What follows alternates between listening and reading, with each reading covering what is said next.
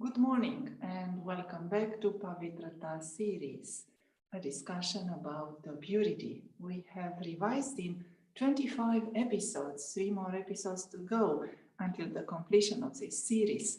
And we have discussed the cleanliness of the body, the mind, the heart and relationships. Today we will listen to a few teachings from Raja Yoga. And we will discuss about the fullness, how we can experience that complete fullness in the mind and the heart. These teachings are from 11th of December 1991. The royalty and reality of purity means that the heart and face should both be cheerful eternally. Check yourself, do not begin to check others, but check yourself. Such royal souls are much loved by God and the entire soul family. What is a specialty of a really loved soul? According to the systems of today, you become attracted towards someone for whom you have a lot of love. In your language, you call that attachment. Because you have love for that one, there will be attachment, will there not? However, if someone is truly loved, the sign of such a real and royal love is that the more love you have, the more detached you will be. Real and royal love means the more love you have, the more detached you will be. Therefore, that one himself doesn't develop extra attachment, and nor do others develop attachment for that one. This is known as real love, perfect love. Real love, perfect love means zero attachment. There is no attachment to anybody, any position, any role, any relationship. Real love, perfect love is the love of the souls. That soul will be cheerful and will also attract others, but will not attract others in a limited way. So what is a sign of one who is real and royal? Deep love and great detachment. Real and royal, deep love and great detachment. Another speciality of royalty is that that soul will not have the personality of asking for anything, whether physical or subtle. Why is that? A royal soul is always complete, full. One is to be fully externally, full with physical things, full with physical facilities, and the other is to be full in the mind. One who is full in the mind will never feel himself to be lacking anything, even if he is not full with physical things and facilities, because the mind is full. Even if something is not there, they will experience it to be there. But no matter how full a soul may be with physical things and facilities, if his mind is not full, he will never consider himself to be full. Even though the soul has everything, he never considers himself to be full. People can have gold, can have full bank accounts, can have a whole city for themselves. If the mind is not full, they will not feel any fullness inside. Such a soul constantly sings the song, I want, because of desires. At all times, that soul sings the song, this should happen, that should be done, that should be received, this should change. That soul constantly sings these songs. Whereas a soul who is full in the mind constantly sings the song, I have found, I have attained. In Hindi, it's paliya, only 2 words, paliya. I have obtained everything, I have attained everything. That is fullness in the mind. To say this should happen, that should be done, are the personalities of royal asking. One is to think for the sake of unlimited service, this should happen, this should be done. To think about wanting something for the unlimited, for the sake of service, is a different matter. But to have the thought of wanting for a limited attainment of the self is royal asking. The desire for name, the desire for respect, the desire for honor, the desire for love, to want to be consulted, all these are limited matters. The desire for name, the desire for fame, for honor, the desire for any limited attainment, all of that are desires that are limited and make us into royal beggars. A royal soul does not even have a trace of the personality of asking. Do you understand what royalty is? We said purity means royalty, royalty of reality. The reality of the soul is that the soul is an eternal being of light. The soul is divine, is from the family of God. It lives forever. It has a nature of peace, love, truth, purity, happiness, wisdom, joy. Everything is already in the soul, just to experience it. This fullness, this richness, this wealth that exists inside. The soul is a king. Raja Yoga means the yoga of the king. Raja means we are that kings, that eternal kings. We have always been kings. So now, through purity, we remind ourselves of our truth. It's the eternal truth of the soul. The soul is a king. The soul is rich. The soul is wealthy. The soul is full. This ability of someone to see what wealth they have, wealthy people, people who have had success in gaining physical, material wealth, they are very rich in this physical world. They have certain abilities, they have certain qualities. Their qualities are around their ability to manage the wealth, to grow it, to create it, and then to sustain it. One quality, the first quality of such people, research has been done on the qualities of these people. And the first quality, they know how to deal with time. They know the past, the present, and the future. They can make predictions. They know how to mitigate risks in the future. They know how to deal with uncertainty. They know that whole physical world is uncertain. Anything can happen tomorrow.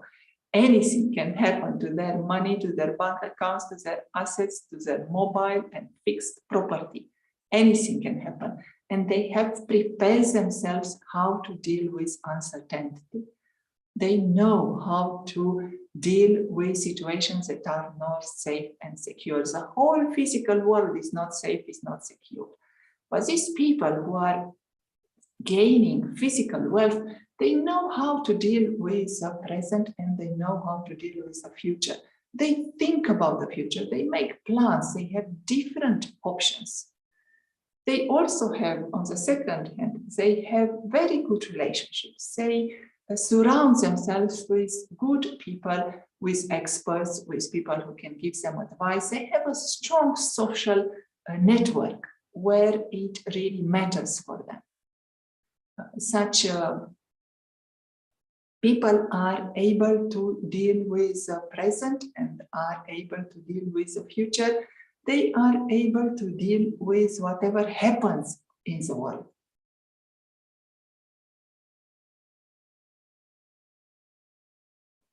They have a perspective of abundance, not scarcity. Abundance perspective means they do see wealth around them, they do see richness, they do see that everything around them will only bring them more money, more possessions, more wealth.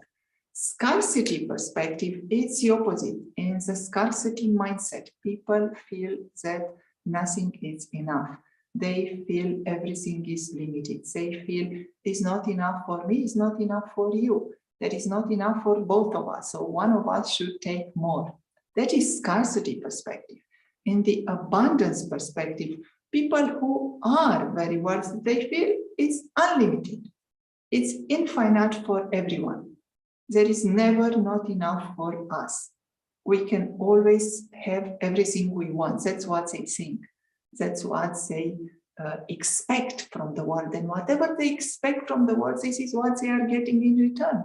Whatever thoughts you are creating, if you create a thought that you don't have, that will happen. If you create the thought that you will have everything, that will happen. Ford was saying, if you think that you can do it, or you think that you cannot do it, you are right in both ways. Whether you think that you can do it, or whether you think that you cannot do it, you are right. Whatever you think will become your reality. So people who are wealthy, who have lots of physical wealth, they think this world is an unlimited world where there is an opportunity to earn as much as we want. This is their belief. On the same time, such people are very generous. They are used to give. They create charities, they just give without expectation. They give to their employees, they give to their company, they give to others time, attention, money, value, assets. They just give. This is their trait, their feature. And they give without expecting anything in return. So these are a few qualities that science has shown that people who are wealthy, they have these qualities. On the other side, there is this scarcity mentality. Scarcity mentality has been observed on people who are on the risk of poverty. They are really struggling with everything that means physical wealth. And they are struggling because they see the world as being limited. They see everything as not being enough. Such mindset, people who have such a mindset of scarcity, they talk to themselves in such words. They speak to themselves, I don't have enough, there is not enough for me, I don't know how to deal with this, I can never be successful, life is not fair, there is no justice in the world, they never give me enough. This is their language, they use such words. And science again is pointing out, never use such a language. This is the language of scarcity. This is the language of poverty. This is the language of never being happy and content with what you have. The more grateful you are for the little bit that you have today, the more it will become tomorrow. Use what you have today. Be grateful for what you have today. See what you are today, and tomorrow that will be multiplied. Whatever you can see that you are today, peace, love, happiness, truth, generosity, tomorrow it will become double. Just see it, just use it, just appreciate, just be grateful for it today. So this scarcity mindset that some people have, they constantly feel there is not enough, it is limited. And also research is showing that scarcity mindset associated with poverty is also associated with a vision on the world that this is permanent, that everything is permanent, nothing can be changed. This world is physical world, everything is changing in the physical world. Everything can change from today to tomorrow, from 1 minute to another minute. So in the scarcity mindset, they feel, I can't change anything. This is permanent. Whatever has been given to me, that I am poor, or I don't have resources, or I don't have abilities to change my status, they feel that cannot be changed. Spiritual perspective says nothing is permanent in the physical world. Only the soul is eternal. And the abilities of the soul, the wisdom that the soul has, a richness, a fullness, a wealth that the soul has eternally. If we see that around us, if we have that vision that we are wealthy, we are rich, we are complete, and there is also a solution. Again, scientists are experimenting with changing the scarcity mindset, with helping those people who are at the risk of complete poverty, how to help them to come into the mindset of abundance, how to help them to create their fortune in the physical world. And research is saying, first of all, see that you have unlimited resources. And secondly, give. And thirdly, remove any trace of envy and jealousy. Envy and jealousy are a great vice. Don't even touch it in your mind. You don't need anything of anyone else. And what we have just heard from the spiritual knowledge in Raja Yoga, those souls who are royal, they never have the personality of asking for anything. Envy and jealousy are the biggest enemy of your inner wealth and outer wealth. Never touch in your mind that someone else has more than me, someone else is better than me, that person, I should have what they have. You don't need anything that anyone has. You don't need to be like anyone else. Remember the slogan, everyone else is taken. You can only be yourself. Everyone else is taken. You cannot have anything that anyone else has. You cannot be anything or anyone else. You can only be yourself. Be your true self. The soul is eternal, the soul is divine, the soul is peaceful, the soul is happy. A soul that is awake spiritually will never touch in his mind anything of anyone else. That's why there is complete purity, complete chastity, complete brahmacharya. But that also means there is no envy, there is no jealousy. Envy and jealousy are the root cause of poverty. We don't need to envy anyone. Wish the best for the others. This is another experiment for those who are on the poverty or the scarcity mindset. Wish the best for everyone else. Give them only good wishes. Want the best for them. See them as being blessed, as being rich, as being wealthy. See them as being very happy and on a very high status. See that everyone else has a very good position, has a very good family, has a very good life. When we create such good wishes for everyone else, we are coming out of that scarcity mindset. We are coming out of that wrong vision of envy and jealousy. I don't need anyone from anything. I don't need anything from anyone. We don't need any desires of name, desires for fame, desires for wanting something in the physical world. Personality of asking will constantly want better name, better fame, honor, to be consulted, to be included, more likes on Facebook, more vision on YouTube, more people should see the videos, more people should speak to you, more people should give you feedback. We don't want anything. Purity means zero asking, zero begging. That is the personality of royalty. Royalty means purity, royalty of reality, reality of being a soul, reality of being eternal, divine, content. This is a fullness, and this is a richness of our spiritual life. Spiritual life means all the treasures, and these treasures are coming from only one source. That source is God, the Supreme Soul. There is a beautiful secret of wealth in the Bible. In the Bible, it is said, whatever things that we are accumulating, we should always give God the first position in our hearts and lives. Matthew was saying that all this wealth that we are accumulating, it is all from God. There is no wealth that is higher than the wealth that we are getting as a right. The souls are the children of God. The Supreme Soul, God, Allah, Jehovah, Bhagwan, Shiva, whatever name you give him, Dumnezeu, he is the Supreme Father, the Supreme Mother. The soul has a right to the eternal inheritance.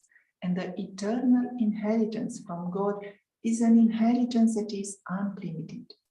There is no such wealth as a wealth that a soul receives from the Supreme Parent. That is a wealth of unlimited peace, unlimited and unconditional love, complete purity. That is the absolute truth that we are inheriting from the Supreme Parent. God Himself is the knower of the three aspects of time. He is a knower of all aspects of world. This world, the subtle world, the incorporeal world. He is a knower of the drama of life. He knows the beginning of this cycle of time, the middle, the end. He knows that each and every soul is a divine child. He knows they are all eternal, they are all good, they are all safe, they are all loved by Him. God knows the secret of all the wealth because He knows that each and every human soul is already rich, is already wealthy, it's already complete and perfect. You don't need to beg for anything from anyone.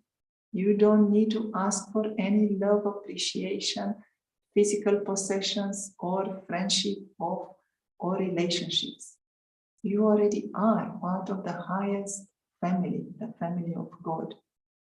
This is a wealth that God right now is giving to all souls. He is reminding each and every human soul of their divine nature. He is reminding that each human soul has an eternal nature of peace, love, truth, purity, happiness. There is no need to ask for anything. That is a reality. The reality of the soul, with the Supreme Soul, is giving us this personality of royalty. Personality of royalty means we are kings, we are not beggars. Purity is that which is restoring our memory. We have forgotten who we are. We are all suffering from amnesia.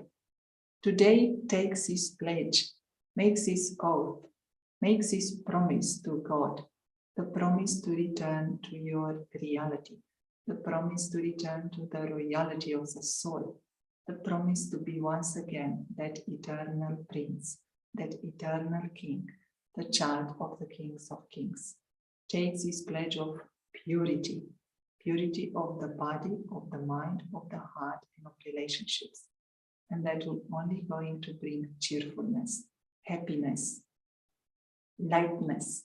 The face and the eyes and the body of such a soul will be full of happiness, full of cheerfulness. This is the highest happiness that anyone can experience. There is no higher happiness apart from the happiness of complete purity and company of God. Thank you for listening. Let's finish with a few moments of music.